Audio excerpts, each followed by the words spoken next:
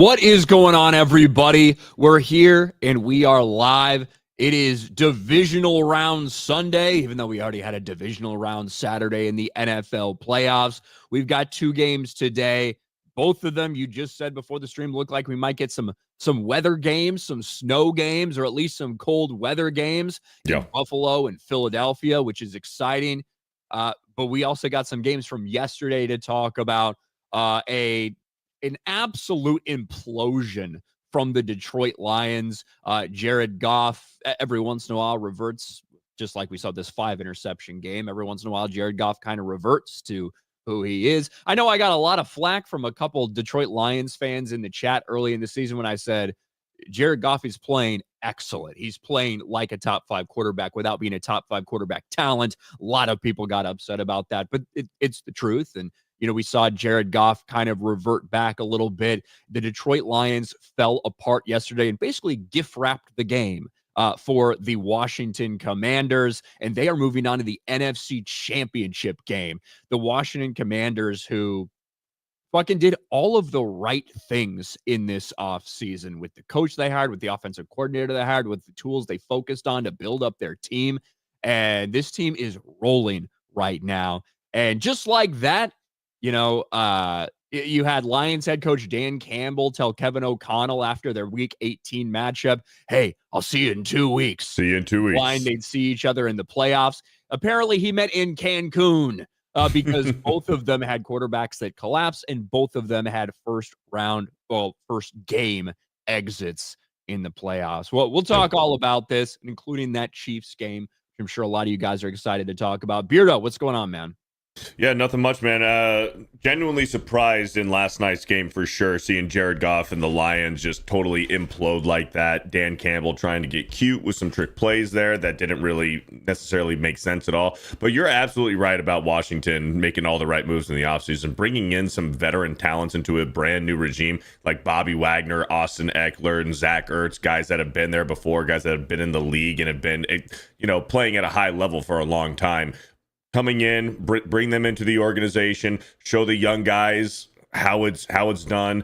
And Dan Quinn has been absolutely great for the Redskins this year as well. So, and we're going to see Jaden Daniels in his rookie year possibly go to the Super Bowl for sure. He's in the NFC Championship game, but we might see a rookie quarterback in the Super Bowl this year. Bro, think of what happens if, say, the Rams beat Philly, right? Mm-hmm. The Rams beat Philly, Commanders versus Rams to get to the Super Bowl. I could easily see that being something that happens. You know what I mean? Well, I was saying this morning on Game On, I think in the NFC, I like the Redskins more than I like the Rams and the Eagles.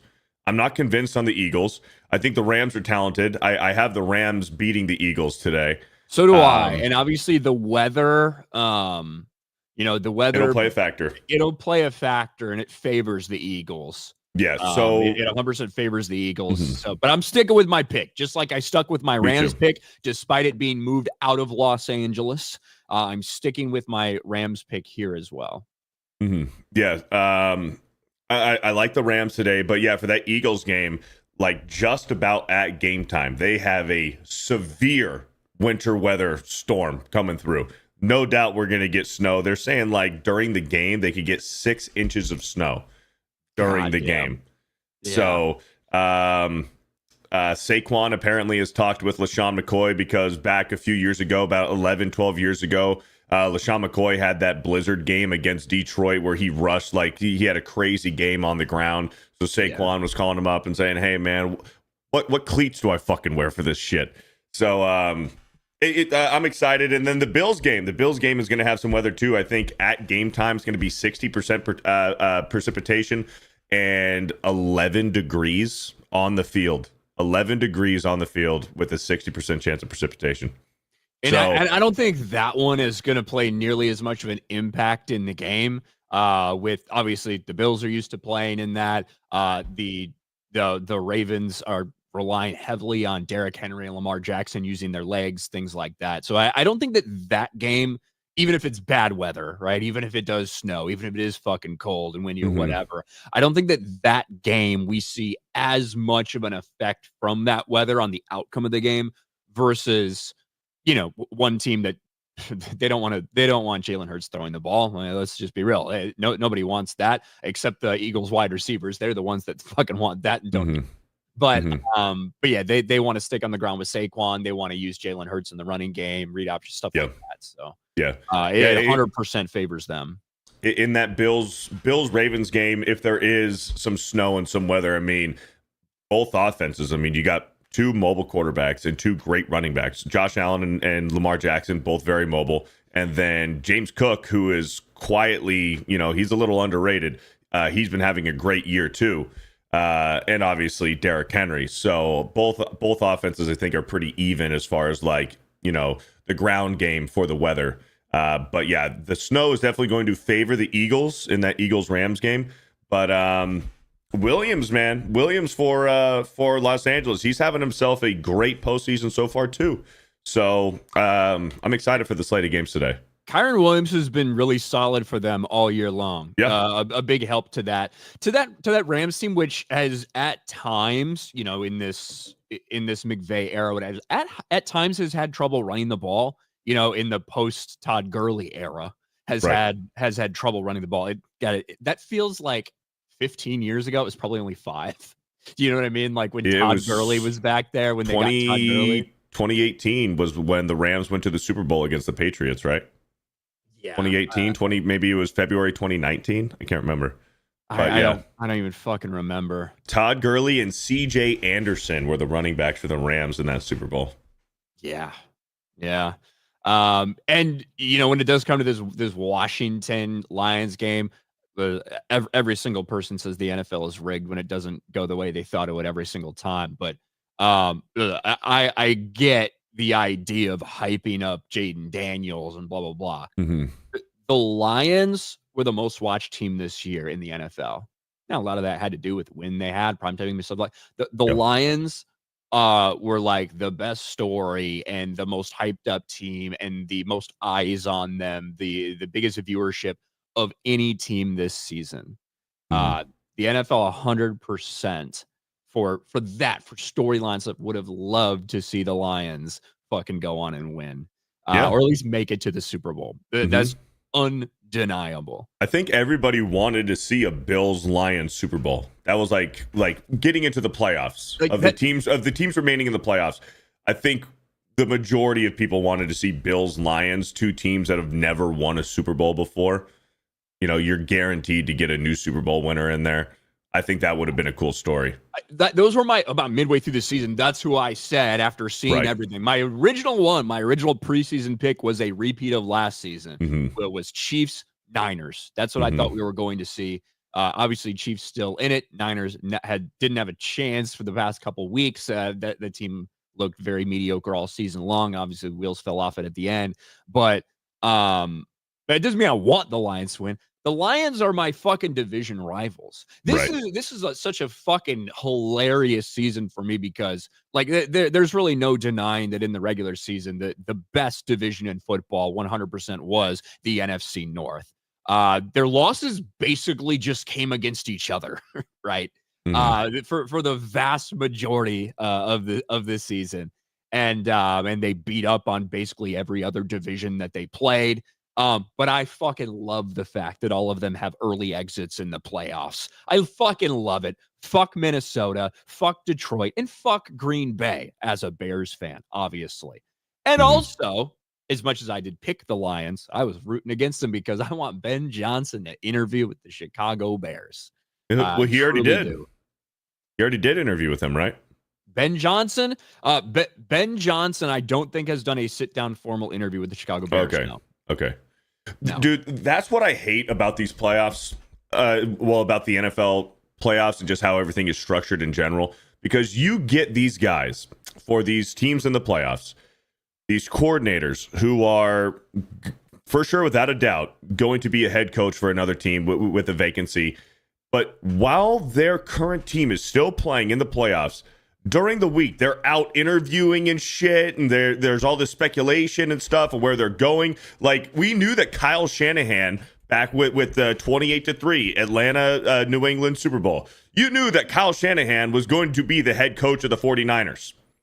Their head is so far gone. Like, they're looking into the future. Their priority, like they do not have their priorities straight. And you see it happen. You saw that collapse in Atlanta, whether that was Dan Quinn or that was Kyle Shanahan. And then with the Lions collapse yesterday, you're thinking, well, what the hell is going on? Is this Jared Goff? Is it Dan Quinn? Is Ben Johnson? Is his mind somewhere else on the next head coaching opportunity he's going to have? You see a lot of these teams with coordinators who are going to be a head coach, and they get upset, man. And I fucking hate the NFL, how it does that. Like, why can't we just wait 2 or 3 more weeks? Let the fucking season be over. Stop with the fucking tampering. What if they're going to be the head coach of this team, the coordinator now? Let's fucking give it a break, and let's focus on this season right now before teams start tampering with some fucking coordinators and being their next head coach before the playoffs are even over. I can't fucking stand it.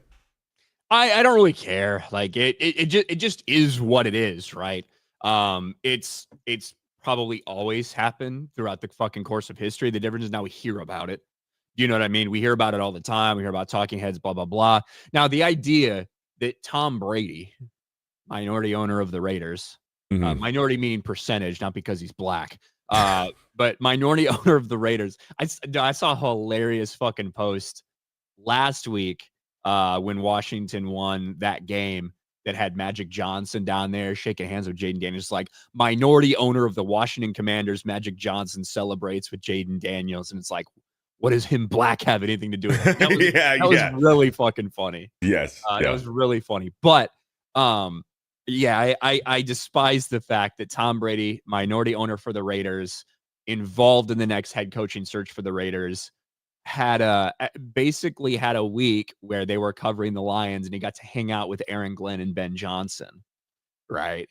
Like, I hate that. I fucking hate, as much as I like Tom Brady, I fucking hate that. So shit. And that's even what I'm saying, man. That, like, it's all a part of the fucking bullshit. Now that just happens to be that Brady is part owner of the Raiders, and he's also doing color commentating for Fox. That's what I mean. So like, it's a little bit different. Why. Yeah. That's why that's happening. Yeah. That's why that's happening. And I understand why it's happening. Mm-hmm. I just don't fucking like it. Yeah. I don't like it. Let's get some of these. Go ahead. Yeah, sure. No, I don't know what the fuck I'm going to do if the Chiefs are in the Super Bowl. I have personal hatred for every team in the playoffs right now, except for the Bills and the Baltimore Ravens. Because you got 2 NFC East teams, so if the Eagles or the Redskins make it to the Super Bowl, that's absolutely disgusting fucking vomit. I can't fucking stand it. That would suck.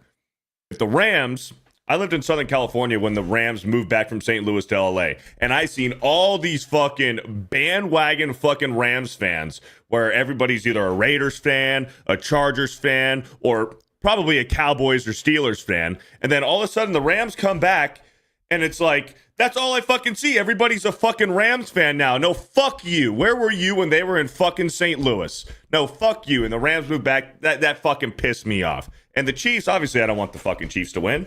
Fuck the Chiefs. So the Bills, man, the Bills or the Ravens, I'm pulling for the Bills today. I think the Bills are going to beat the Ravens.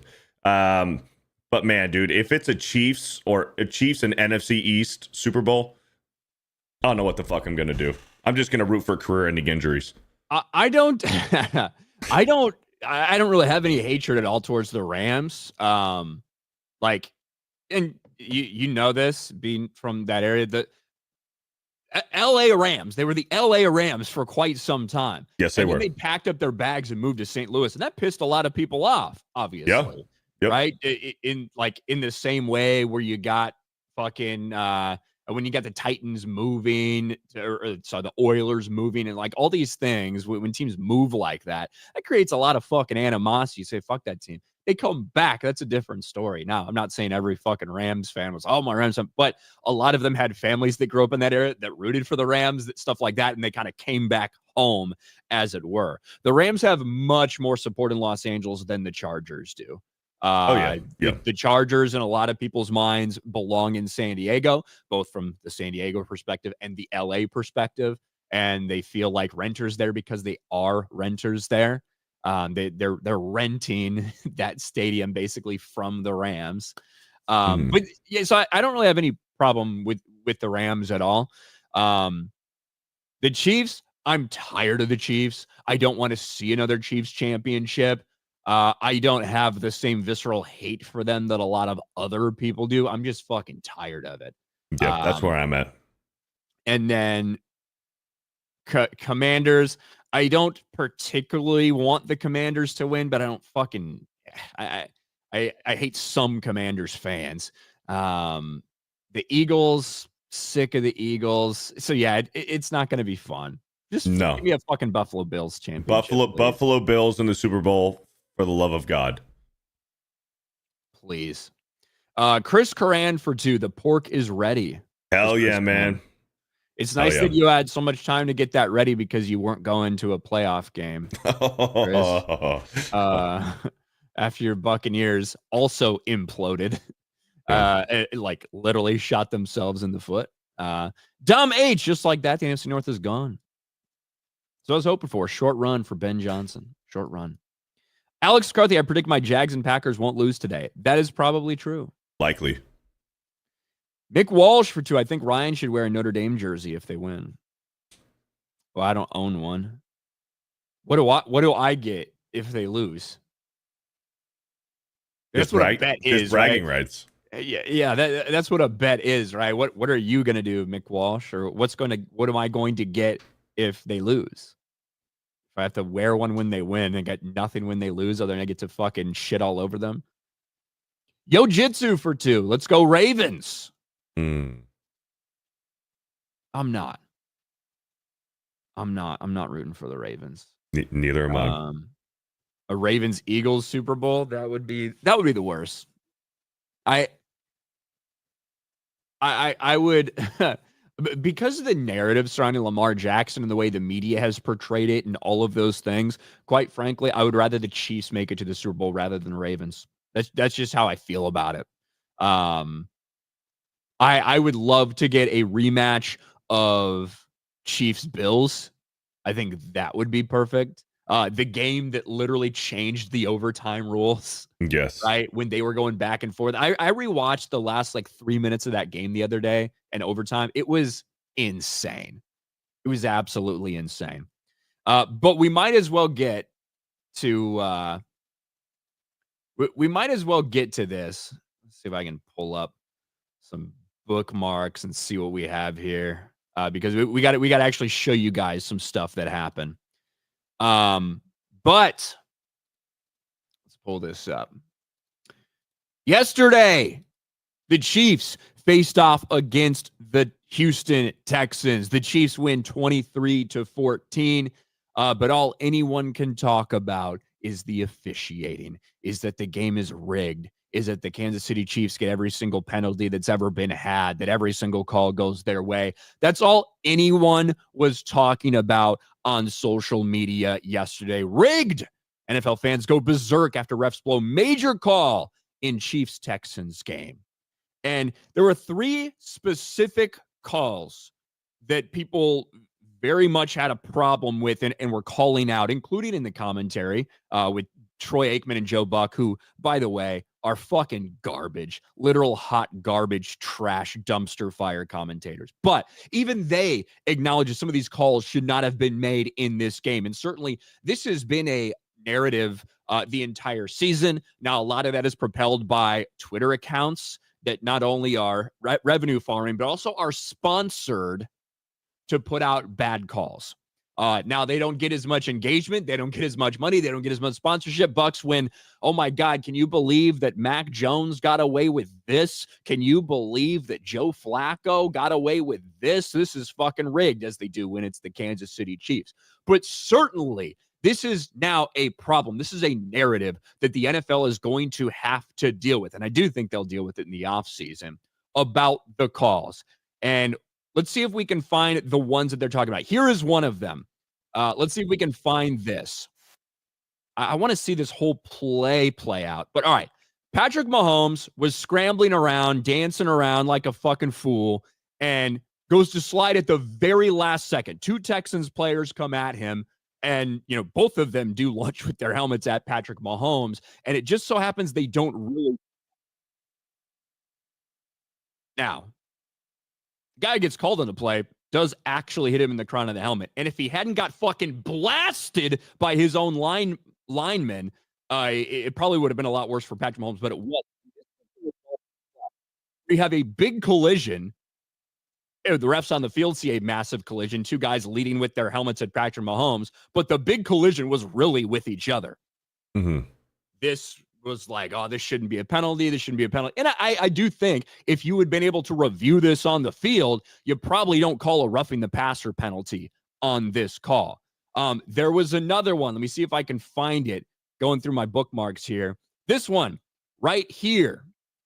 Will Anderson comes in. And, a good shot on Patrick Mahomes right as he releases the ball. Now, from this viewpoint and from the referee through the flags viewpoint and basically everything other than one specific angle, it looks like he hit him in the fucking helmet with his head.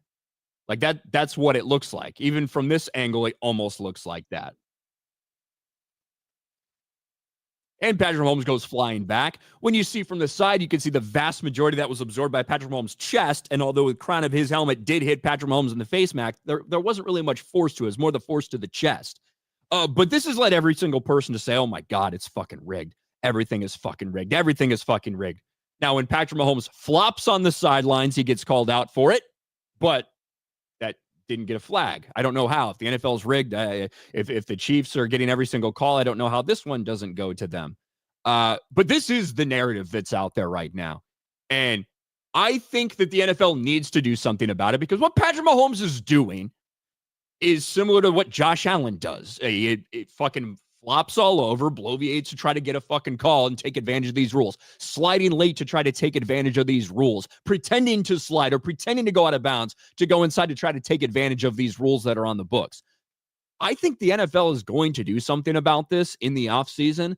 I think they're probably going to institute a type of instant replay on personal foul calls like this that aren't judgment calls like taunting, but instead have letter of the law definitions to them.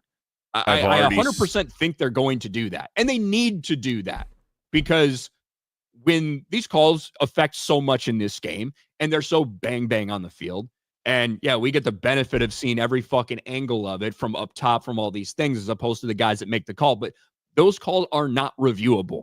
Replay review can't help those calls, period. I've seen some reports that Roger Goodell and the NFL, they are looking to implement another penalty review for late hits, personal fouls, and for helmet-to-helmet contacts. So I do think we'll get something next year. And I think we do. I think we should have that. But I did just want to point out, right? These fucking missed calls happen in every fucking game. People were freaking out because they missed a clear hip drop tackle in this game. And they did. The hip drop tackle has been very tough and very inconsistent for the NFL to officiate because there's like 4 things that fucking go into it in a bang, bang play. However, I just want to remind people that early in the season, Joe Mixon got injured when a Bears player did a hip drop tackle on him. He missed 6 fucking weeks. I shockingly didn't see a bunch of people screaming that the fucking, oh my God, it's rigged for Bears fans. It's rigged for the fucking Chicago Bears. The Kansas City Chiefs, in this run that they've been on with Patrick Mahomes, they have one of the biggest differential yardages in terms of penalties in the fucking NFL. Almost 700 yards in difference in penalties. Now, if I told you that to people that just fucking look on social media or get engaged in all this shit, you'd think, oh yeah, they're definitely getting an advantage. No, they had the 4th worst differential. They've got penalized more than virtually everyone in the fucking league, right? That's the reality. If you want to talk about the benefits they get from calls at times, the Chiefs are in the bottom 3rd this season of the NFL in first downs off of penalties. The bottom 3rd, right? So those are tangible numbers.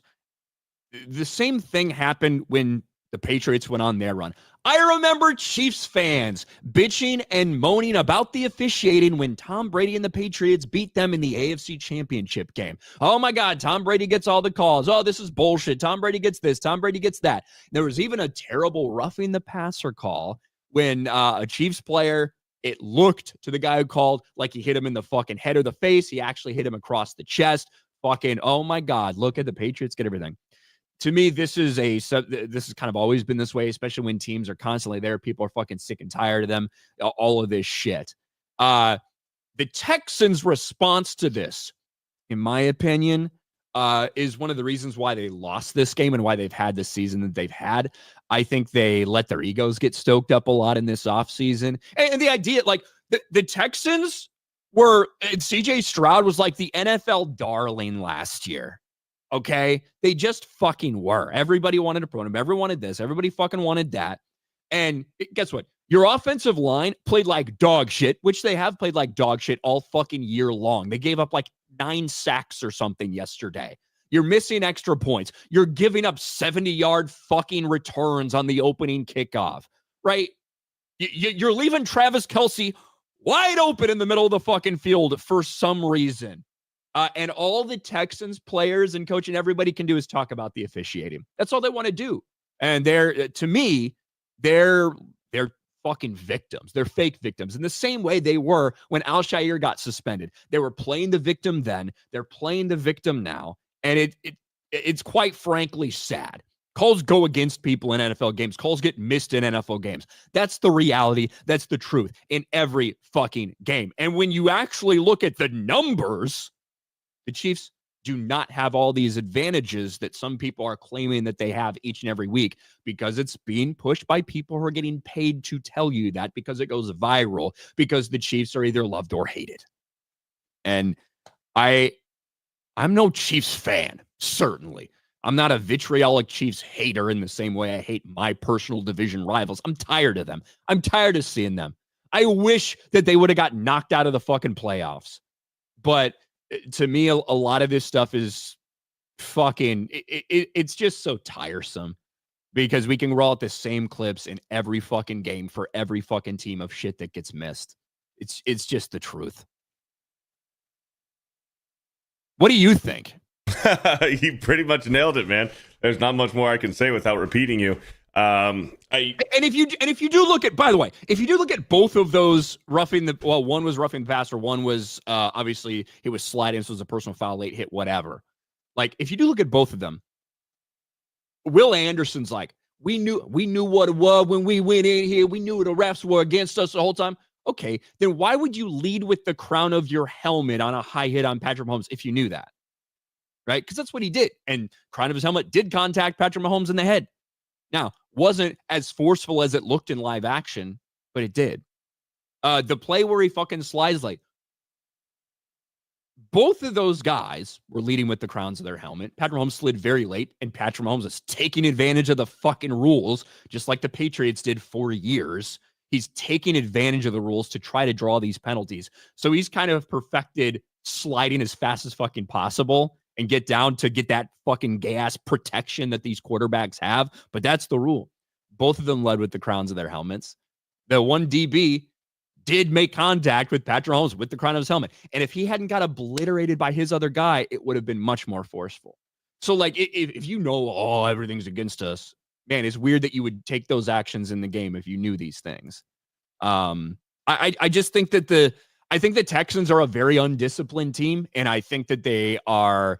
I think that their head coach, D'Amico Ryans, has portrayed them as victims, and they think of themselves as victims now. Same thing with the Al-Shaair suspension. But I'm sorry I interrupted. Go ahead. No, you're good. I think that one thing that doesn't help is all of the lead up to the Chiefs games, especially in the playoffs right now. Like, I've seen all week, the head referee that's going to be calling this game for the Chiefs, every time that he's reffed a Chiefs game in the playoffs, the Chiefs have won. The Chiefs are 7-0 when this referee is calling a Chiefs game in the playoffs. And then when the Chiefs win, like they did yesterday, well, then it just adds more to the conversation, and there's more noise about the people with Chiefs derangement syndrome. It's like, the refs and everything. And I will say that the Chiefs, as far as their offensive line goes, their right tackle, he false starts almost every single fucking play. But to play devil's advocate, you could probably call false starter holding on any fucking play on the line. You could probably call holding on any fucking play ever. Just for the record, the Chiefs have been called for holding this season, the Chiefs offensive line, more than any team in football.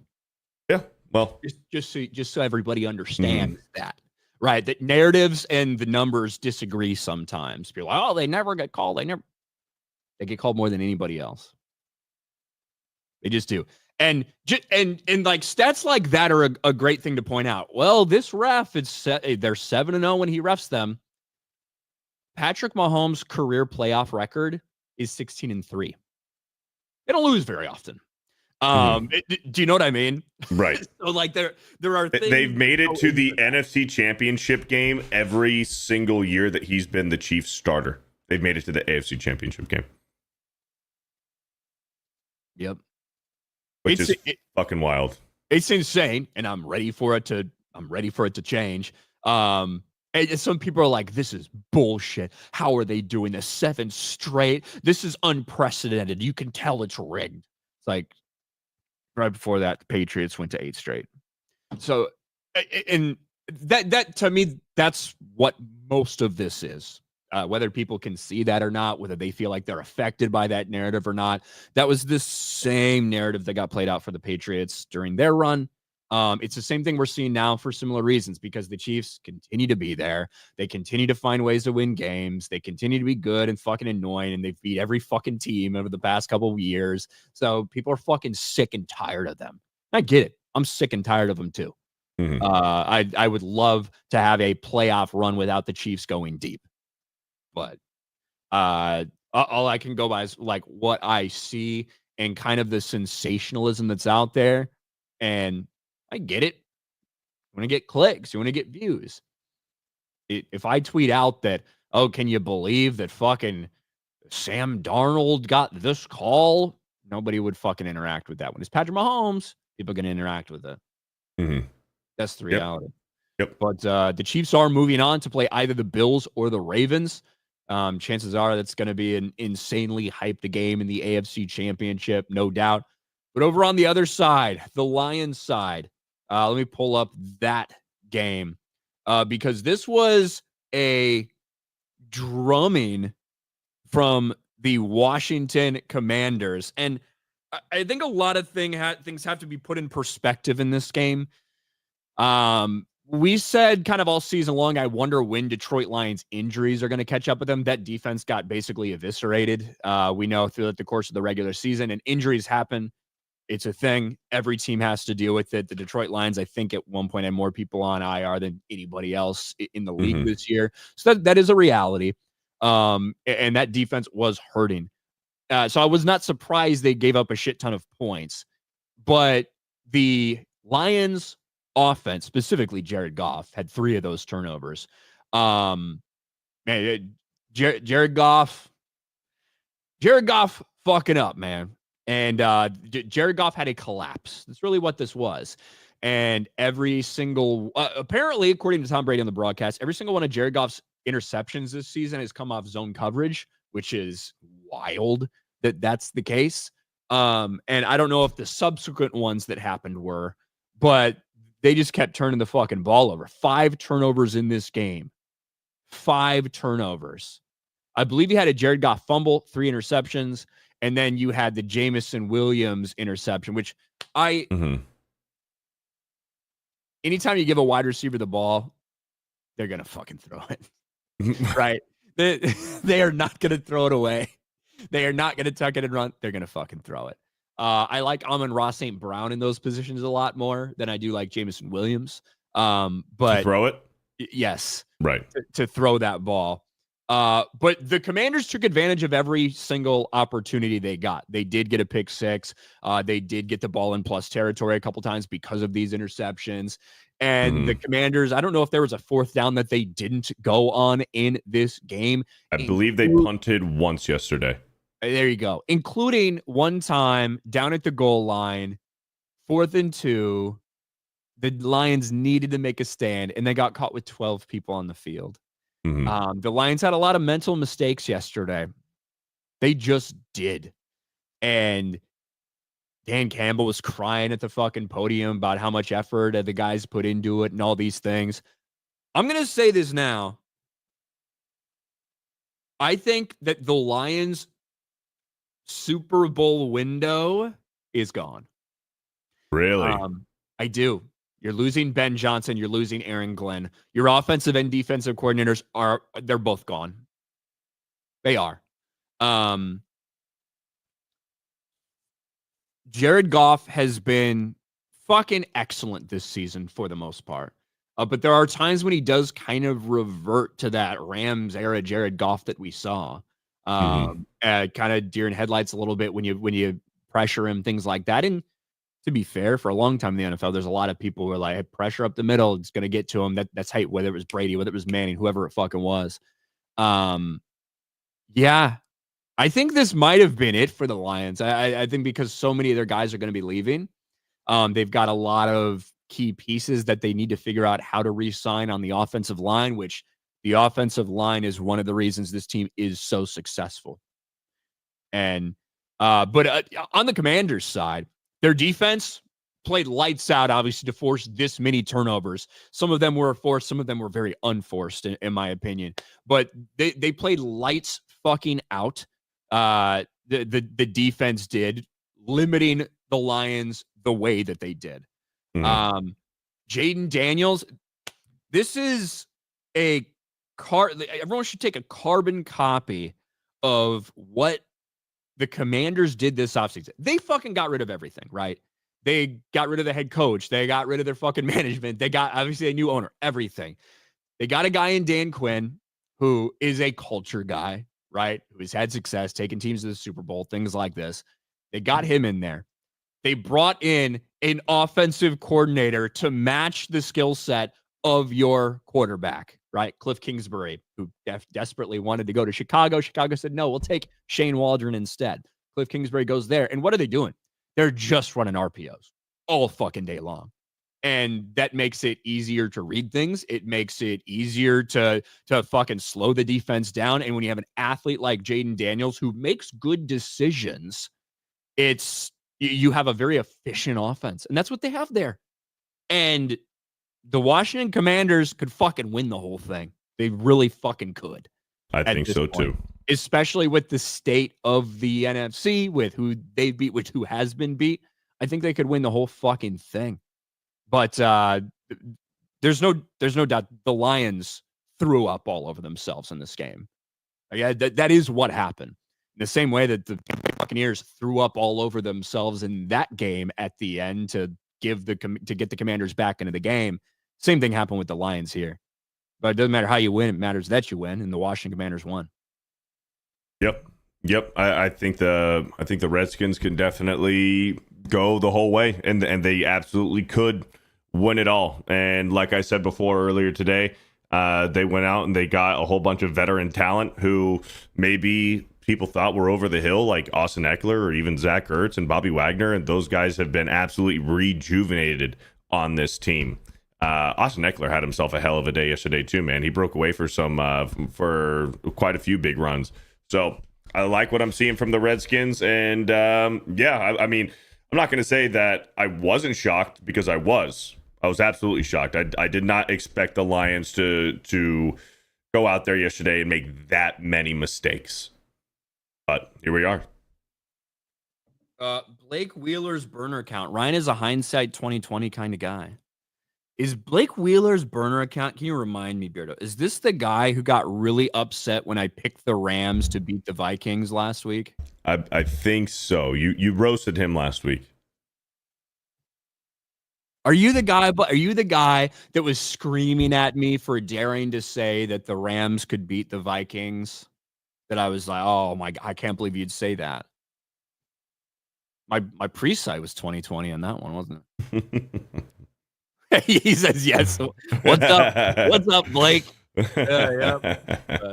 Good to see you still here. Good to see you still here. But yeah, I think they did everything right there in terms of including bringing in Marcus Mariota, and Marcus Mariota got stopped on a 4th down play that looked really bad on him. I don't think that was his fault. That was not his fault. That was Brian Robinson's fault for running into him. Yeah, because I believe they were supposed to fake a tush push. Correct. And instead, he was going to pitch it out to Jaden Daniels. Right. Yep. which now that the tush push is becoming so prevalent, we're starting to see people use a lot of fakes, fake tush push, which is cool. And because people are trying to start to sell out completely to counter that. Yeah. Which and that's the creativity of Cliff Kingsbury, because we've seen Marcus Mariota play very well in this offense this year when Jaden Daniels was out, and to incorporate Marcus Mariota and Jaden Daniels, two both very mobile quarterbacks who can also throw. You bring out a package with both of them on the field, whether you don't know if Marcus Mariota is going to QB sneak it right up the middle when you have Jaden Daniels in the backfield, and also he can just pitch it off to him. And Jaden Daniels, you open up the offense right there, and you keep their defense on their heels, and you don't know what they're gonna fucking do. So I do like Cliff Kingsbury incorporating Mariota and Jaden Daniels on certain plays. They're not overdoing it like the Saints used to do, like Sean Payton used to do with Drew Brees and Taysom Hill. They do it very conservatively, and I think it's smart. Yeah, it is. Like it's insulting to call like what they're doing simple, right? That's kind of like insulting to do, but that's the reality about the modern day NFL offenses, because they're being influenced by college offenses, which are now including a lot of RPOs, which, listen, if you have a guy that can run, if you throw an RPO in at the very beginning, if you just do that little play action, you can hand it off, whatever, it gives you more time, it gives you more openings, and it's more efficient. So that's where a lot of places are going. That's what Cliff Kingsbury, they decided to run with Jaden Daniels, and it makes a ton of sense to do. It works. I was sickened when Cliff Kingsbury, the guy who worked with Caleb Williams in college, wanted to come to the Bears, and the Bears said, "Go fuck yourself." I was like, "What are we doing here?" And we ended up hiring Shane Waldron. But the Washington Commanders are a perfect example of how you kind of rebuild a team from the culture standpoint, to getting play callers to match your players, and by even the signing of Marcus Mariota, because I don't think he played for Washington last year. Sam Howell last year, right? Oh, I see John's here. What's up, John? Yeah. Yes, Sam Howell last year, and also Marcus Mariota with the Falcons, right? Correct. Yeah, and so I think bringing in Marcus Mariota, not to compete with Jaden Daniels, but to have a guy, because would I want Marcus Mariota starting every game of the season? No. But obviously he's been around the league. He knows the league. He knows about defenses. He knows what, like, things like that. Bringing in a guy like that to be a veteran presence is exactly what you should do. And to be fair, the 2 games basically we saw Marcus Mariota play this year in that offense on that team. Mariota. Mariota was with out. He played lights out. Yeah. Yep. Mariota was with the Falcons 2 years ago. Was he not with the Eagles last year? For 1 year? I think he was with the Eagles last year after the Falcons, and then went to Washington this year, I believe. I thought he maybe that's the case. Because he went from Raiders. He went from Raiders to Atlanta because he was Derek Carr's backup. So he went from Raiders to Atlanta, and then the Eagles for a year, and now in Washington. Maybe because he got released from the Falcons. Didn't he ask for a release after he got benched or whatever? So maybe he signed with them in the same season. I don't fucking know. So that might be the case. But what's up, John Matrix? Hail. Oh, good. Finally made it back, man. We're about to get hit with a lot of snow and ice, and being a teen, so everybody's running to stores to get stuff. So that's where I was at. Oh yeah, you guys shut. Wait, that's happening in the Houston area? Yeah, we're supposed to get like 5 inches of snow, and wow, it's gonna be icy. It's gonna be in the teens. It's gonna be really cold. It's already like just a little bit above freezing right now. That's wild. Damn. But yeah, we just got done talking about Chiefs Texans. We got done talking about Lions Commanders. And we're getting ready to look at previews of today's games. So we can go to... Let's have the championship tomorrow. We do. We still got to talk about that. So today, like we said, we got Rams-Eagles. It's supposed to be snowy during this game. Very, very snowy. Philly's favored by almost a touchdown.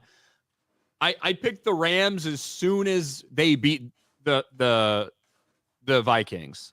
Before I really knew it was going to be a huge snow game. I'm fucking sticking with it. I'm not changing. I'm picking the Rams, just like I did against Minnesota. Snow game. I cannot roll with the Rams in the snow. I know it's tough. I can't. I'm going to change it just because of the weather. Yeah, I got to go with the Eagles. On paper, I like the Rams. Although Saquon Barkley's having himself a hell of a year. He rushed for like 230 yards when the Eagles played the Rams earlier this season. There's going to be 6 inches of snow on the ground by the third quarter. Wow. It's tough, man, because this game, the Eagles winning, I believe, solely relies on Saquon Barkley's play. If the Rams are able to shut Saquon down in the snow, I like the Rams. I like the experience. I like Matt Stafford, although Matt Stafford hasn't always played great in cold weather games. I still like the experience, and I think that the Rams they have all the momentum right now. And I was not impressed at all with the Eagles last week against Green Bay. So I'm going to take the Rams today too. Yeah, and I you know, if I were betting, if I were putting money on this, maybe I would go Eagles and the under. But when it comes to, I'm not going to change my pick just because of the fucking weather. Matt Stafford, we know he's been a dome guy for a lot of his career. We know he's been a good weather guy for a lot of his career. Not great when he has to go play in the snow. Again, you also have to remember a lot of the times he's gone to play in the snow, he was on the Detroit fucking Lions, playing the Packers, things like this. So, like that has to be taken into consideration a little bit. I'm sticking with it. I felt good about the Rams last week. I feel good about them this week. Team of destiny, Los Angeles Rams, Matthew Stafford. I'm trying to speak it into existence. Okay? I'm still going to roll with the Eagles. I don't feel super confident about it, but the Eagles didn't look good last week. No, they didn't. They really didn't. Yeah. But I am so fucking sick of the Eagles. I really am. Not quite as sick as I am of the Chiefs, I suppose, but I fucking hate Nick Sirianni a lot more than I hate Andy Reid. I'll tell you that. Oh yeah, me too. I hope they lose and fans throw snowballs at Nick Sirianni, hit him his dumb fucking face. That's what I hope happens. That's what I hope happens. But yeah, I think in all likelihood you're going to see a Saquon Barkley fucking feast. Like 35 carries or something for Saquon in this game. I wouldn't be shocked if that happens. And then obviously this is the game that's going to get a ton of attention from the media. Game of the weekend here. Game of the weekend in terms of both of these teams, what this playoff run means for both of these teams in terms of both of these quarterbacks' kind of legacy, and obviously the MVP conversation, which has already been voted on. This isn't going to affect the MVP conversation, but the MVP conversation that has existed the entire time, how it's been turned into a racial narrative from mainstream sports media. Wait. All this stuff comes down to this. It comes Baltimore down to is a 1-point favorite at Buffalo. Yes. At Buffalo. That should be crazy. It is crazy. And that should mean put everything on the Bills. Yeah. Well, I don't think it's all that crazy, because I think that the Ravens have a better defense. I think that the Ravens have, obviously, I think they have a better line. I think they have a better running game. And this has kind of been my argument all season for why I think Josh Allen is the MVP over Lamar. That team's fucking jacked and loaded. They got all the fucking talent in the world on both sides of the fucking ball, right? Maybe a couple, wide receivers that have been out for them. Other than that, for the Bills, with everything that they ended up losing in the offseason, nobody really expected the Bills to put on this performance this year. And to me, if they don't have Josh Allen, they're like a fucking 4-win team. You know what I mean? That's how this team feels to me, as opposed to the Ravens. So I'm not really surprised, I guess, by this line, because I do actually think that when you line them all up, that the Ravens have a better team. But I'm picking the fucking Buffalo Bills. I'm taking the Bills too. Yeah, the Bills. Be cold game, cold, very cold, and also could be snowing too. You realize I've taken both of the fucking underdogs. Beardo, you've taken both of the underdogs. This might not work out so well for us. Man, I love snow games in the NFL, man. Oh yeah. Wasn't the Tuck Rule game in the snow? Yes, it was. Yeah, it was. Yeah. Yep, in New England. Oh yeah. God, those were wild days. Rigged. People were saying it back then too. Remember? I haven't heard any word officially on Zay Flowers. Obviously, he's an important part. We'll see if he's actually going to be able to be in or not. But we shall see. I wish they would just do the games at 1 and 4:30 or at. I know we have such like an awkward. We have such an awkward break today between Sports Wars and the next game, because usually like Sports Wars ends 10 minutes later, we got the first game, man. I can turn on Red Zone and I'm chilling for the rest of the day. Now I don't know what the fuck I'm gonna do for the next 3 hours.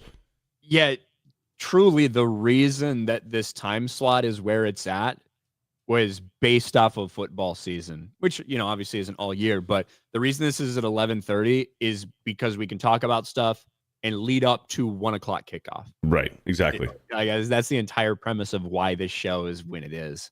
Now we may have started this before there was fucking 5 London games every single fucking year, but you know, what are you going to do? Sometimes you can't break with tradition. True. And speaking of tradition, Notre Dame, the glorious tradition of Notre Dame football. Oh my gosh, Notre Dame, they're so special. They get every advantage. They get every fucking rule. It goes their way. Well, Notre Dame, as opposed to a normal season for Notre Dame, when they start off with all the hype in the world and fucking underperform and embarrassing fucking losses, all of this shit. They only had one incredibly embarrassing loss this year and beat everyone else on their schedule. Made it to the college football playoff, and they've taken care of everybody in their way so far to make it to the final against Ohio State. And this is happening tomorrow. President Trump gets inaugurated in the morning, well, at noon, so technically in the afternoon. And then at night, we have this game, which I'm glad has been moved up to 7:30, by the way. There are times when they start these Monday games at like 8:30, but then they do a bunch of pomp and circumstance before it doesn't start till 9, and it's not over for forever. So I'm glad they're starting at 7:30 because I'm an old fucking person now. I don't want to stay up that late. But the Notre Dame Fighting Irish versus the Ohio State Buckeyes. I am taking the Buckeyes, and I am rooting for them like I've never rooted for an Ohio State team in my fucking life, because fuck Notre Dame. But what do you guys think? I'm picking the Fighting Irish of Notre Dame. I got a feeling about Notre Dame. I do too. Ohio State the favorites though? Probably. Yeah, they are favored by 10. My God. Wow. Wait, no, sorry. It opened at 9.5. The spread right now is 8.5. 8.5. Okay. It's a lot of points. I'm picking Notre Dame, not for any good reason, just my gut feeling. But I will say this. If we get another Notre Dame national championship like we did with Alabama, Notre Dame, where Alabama just shit stomped Notre Dame, if Ohio State shit stomps Notre Dame tomorrow, Notre Dame should be banned from the national championship forever. I agree. Disqualified, never allowed. I don't care if they go undefeated and if they score 50 points every single fucking game. They should not be allowed in the national championship ever a fucking again. I mean, they already get a lot of flack for not being in a conference as it is. So some people may say that's already an advantage for them. It is. Like, so let's look at Notre Dame's let's look at who they beat this year, right? Early on, they beat this Texas A&M team. God, I won't even fucking show it to me. Texas A&M ended up 8-5. Right? They started 20th in the nation when they beat them, and it was like, wow, what a great win. They ended up not exactly being the team people thought they were going to be. They lost to Northern Illinois. To Northern fucking Illinois. One of the cupcakes that they scheduled on their on their roster or on their schedule. They beat the fuck out of the worst Purdue team that I've ever seen in my life, and maybe that's ever existed. They beat the great Miami of Ohio. They beat Louisville, one of the ranked teams, when they beat them. Louisville, what they finished this season, fourth in the ACC? Yeah, fourth in the ACC, which that's probably the best win they have on their fucking record, is this win against Louisville. They beat Stanford, who is not good this year. They beat Georgia Tech. They did beat both of the schools that were ranked, that are military schools, both of which probably should not have been ranked, although you love to see it. But they play these guys every single year. They play Army and Navy every single fucking year. They beat the shit out of them. They beat Florida State, embarrassing Florida State team. They beat Virginia. And then they beat USC, which, let's be fair to them, most years USC is going to be a much more challenging opponent than they were this year. This year was an implosion for USC. Yeah. They did not have a strong schedule at all. Obviously, Ohio State played a lot tougher teams, had a couple more losses, including one, which most people would say was embarrassing to Michigan, like we said here, because it was at home, because Michigan had a down year in this rivalry game. It was wild to me, and I even said it during the time while we were doing the stream reacting to this loss, that the people that are screaming to fire Ryan Day, like, they're in the college football playoff, right? But, they still have season to play, right? You can't just fire Ryan Day. It doesn't really make any sense to do that. Obviously, I think that he is I don't think there's any question about firing Ryan Day in the aftermath of this. If Michigan had fired Jim Harbaugh for losing to Ohio State 4 times in a row, he would have been fired. They obviously ended up winning a national championship. To me, Ohio State, that loss against Michigan seems like it was good for them and fucking woke them up and lit a fire under them the way that they dominated after that. But I am taking Ohio State in the game. I think that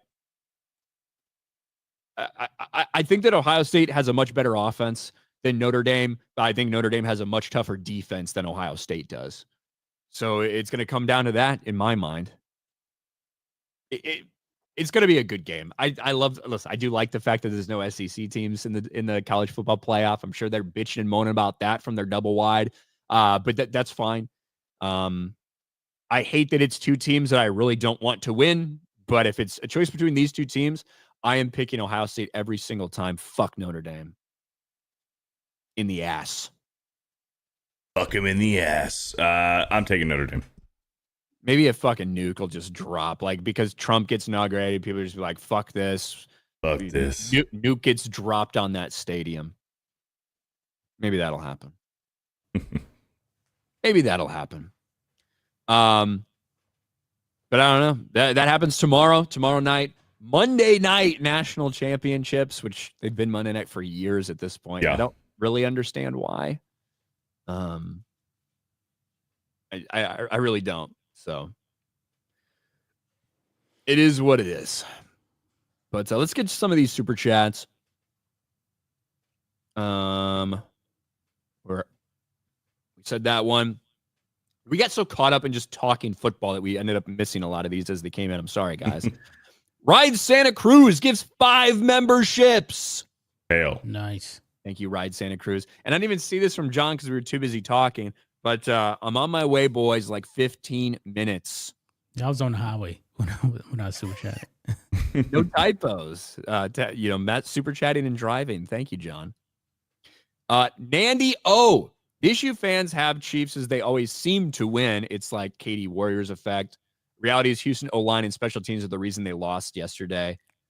And honestly, was terrible for the Texans.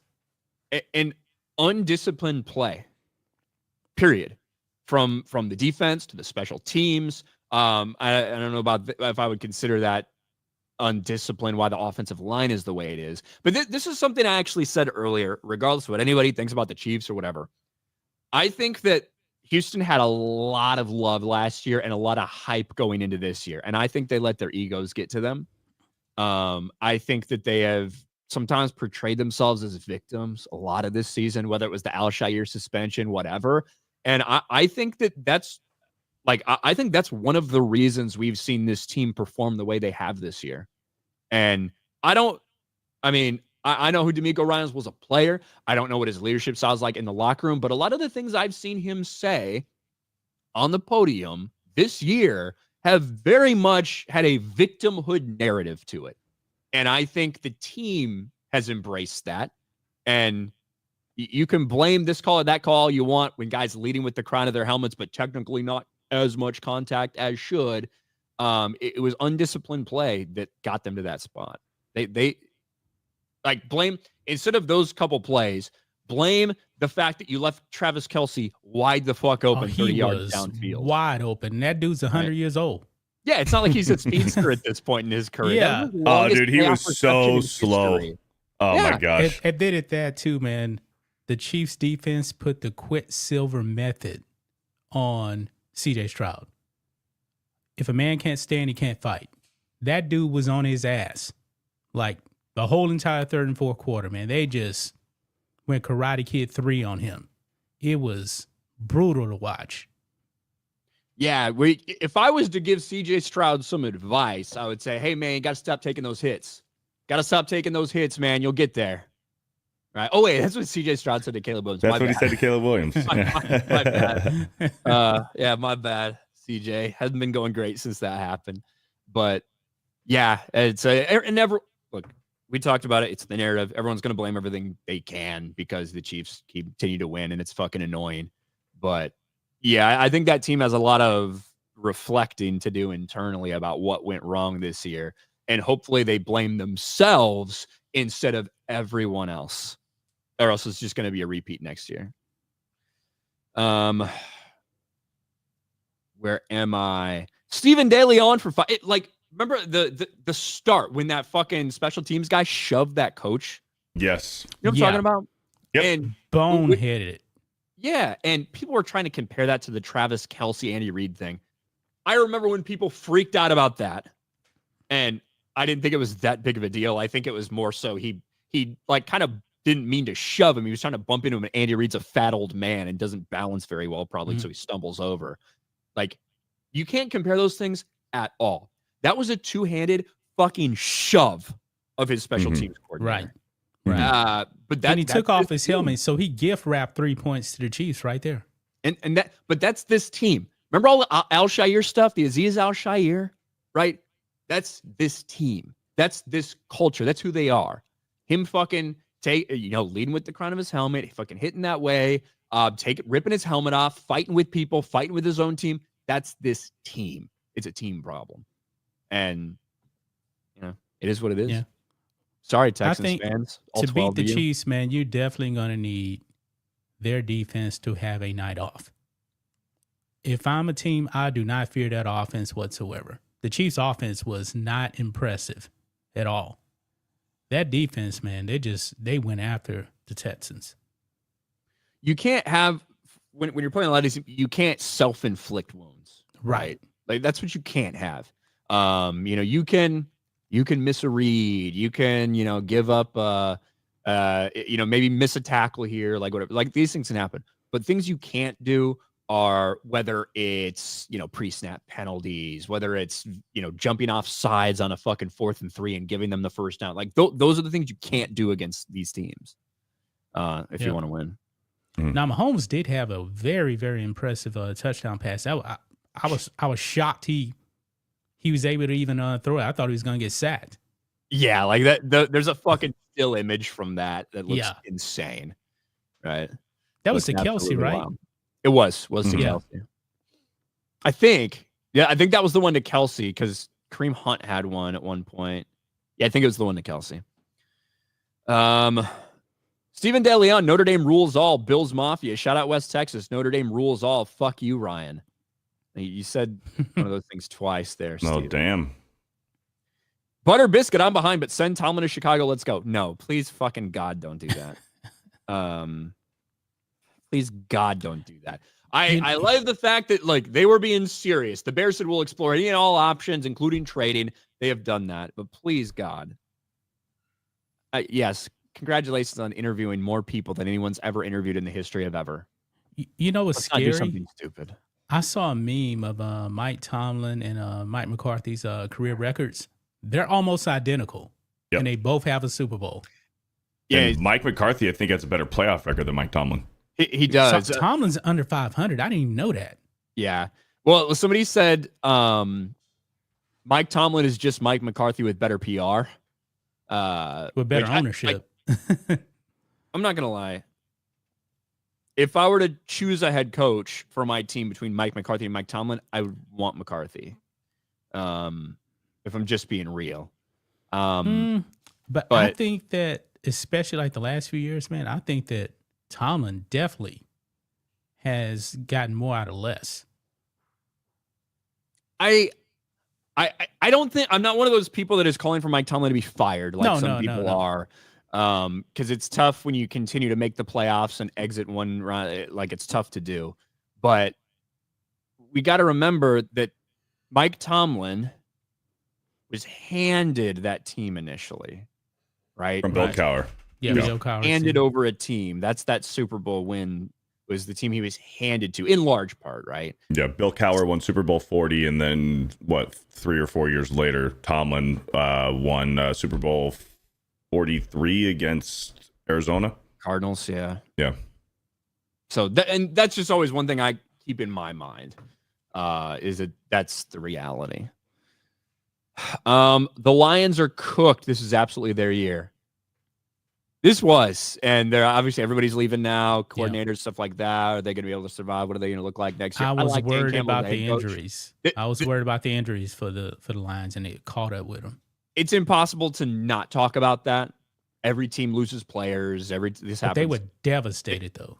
Yeah, they had basically fucking mailmen, playing DB for them. Like, it was very bad. It was very bad. Mm-hmm. But I get to talk about Jared Goff was awful. Straight up trash. Was it the Texans game that he threw 5 picks earlier this year and they still won? Oh man. Oh yeah, that's right. I think it was remember. the Texans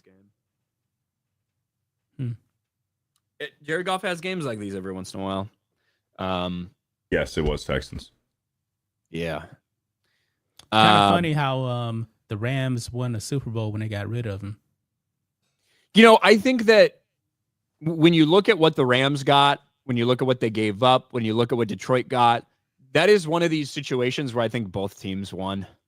Because Matt Stafford gets there, they fucking win the Super Bowl. Detroit also loaded up. They got a lot of high quality picks from that, including Jahmyr Gibbs, I think. Yep. Including who's their tight end? Sam Laporta. They both teams feel good about that trade 100%, which doesn't often happen.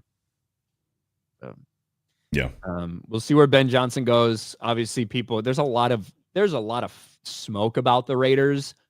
If Ben Johnson goes to the Raiders, who don't have as good a personnel, who don't have as much draft capital, who don't have the opportunity to get a quarterback, like if he goes there, I think it's very indicative of that the Bears weren't willing to change general managers. If he goes to the Raiders, I think it's because they're going to let him pick his own general manager. I think that's a reality.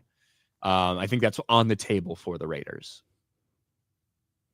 If you go there, you're in a division with Andy Reid, Jim Harbaugh, Sean Payton.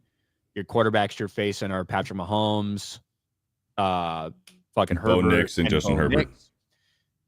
If you go to the Bears, obviously that's its own set of challenges, facing your former team, Dan Campbell. But your quarterbacks you're facing are now Jared Goff, with the right tools and the right system, can be incredibly effective. He needs those things to succeed, as I said all year. Jordan Love, very highly paid Jordan Love, and JJ McCarthy. So I don't know. I'm hoping that he fucking goes to the Bears, obviously, and I'm glad that it'll be expedited now that the Lions have been eliminated from the playoffs. But we'll see. Mm-hmm. Do Mariota and Willis have starting jobs next year? Malik Willis? Yeah, that's the question. I don't think Malik Willis does. And I don't neither of them do. Mariota does either. No. This has a lot to do. Like, coaching does fucking matter in the NFL. We can talk about players, but coaching fucking matters. So you have a Marcus Mariota who looks incredibly ineffective down in Atlanta, right? Mm-hmm. You bring him to Washington in a system that matches what he wants to do with a players that have been brought in specifically for this new system, like with a play caller like Cliff King, like all these things, and he can look great for a couple games. Malik Willis goes from the Tennessee Titans to the Green Bay Packers, right? More talent, like all these things, and they need to start him for a couple games, so they scheme something up based on him. Matt LaFleur, to his credit, schemed the offense to fit him for those couple days, those couple weeks. And it worked. But the teams that would think about those guys as their starting quarterbacks are fucking shit. So they're going to go there and they're going to be fucking shit. So I don't think any team starts them next year. Yep, I agree. Sounds like we need more global warming, not less. It's weird, right? It's weird. I like global warming. Hey, teacher, you streaming tonight? Shout out Webster and Banana Dude. I am streaming on my channel probably at like 5:30-ish, 5:36, sometime like that. Rabid one. I'll be there. Thank you, Rabid. Little Orphan Funkhouse. CSR got sacked at 8 times. There's your game. Yeah. You can't do that and expect and then cry about the officiating. Brian Flores, Drod Mayo, Kaepernick to Chicago, Mina Kimes for GM. Mr. Terrible.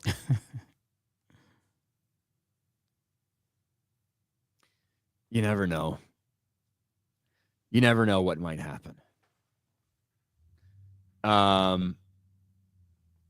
Let's see. Over on the Rumble side, Jose Contreras, not going to lie.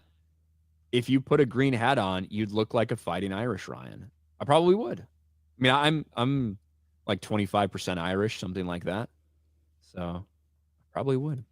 My first member milestone chat. Love you guys. Thank you, Alyssa Marie. Appreciate you hanging out in the chat today.